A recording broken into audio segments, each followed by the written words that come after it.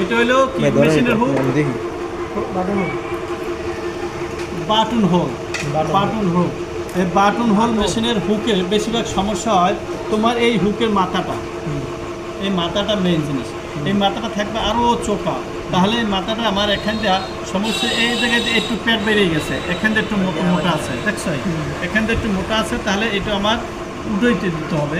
তাহলে 1 2 নম্বরে এই হুকের সাধারণত হুকের সুতা কাটে বেশি, মেশিনের হুকের সুতা কাটা বেশি, সুতা কাটলার সমস্যা হয় কি এই সাইডে ধার হয়ে যায়, এই সাইডে ধার হয়ে যায়, ঠিক আছে, এটা ঠিক করতে হয়। 1 2 নম্বরে তোমার এই যে বাড়িটা আছে, হ্যাঁ, এই বাড়ির ভিতরে বেশিরভাগ সুতো জড়া, তো বেশিরভাগ সুতো জড়াইলে কী করতে হবে, এই সাইডে যে স্ক্রু আছে 3টা আমার, এইটা খুললে তারপর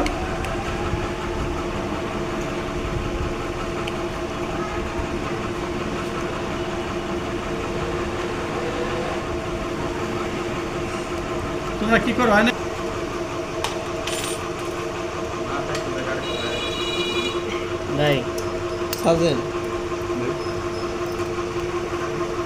খুলতে হলে এই কাভারটা খুলতে হইব, এইটা আমার ব্যাক সাইড থাকে, এই দেখছো, এইটা খুললাম, খোলার পরে এই স্ক্রুগুলো সতর্ক থাকতে হবে। স্ক্রু 3টে স্ক্রু এক সমান না, 3টে স্ক্রু ছোটো স্ক্রু যদি হারাই যায় তাহলে বিপদ।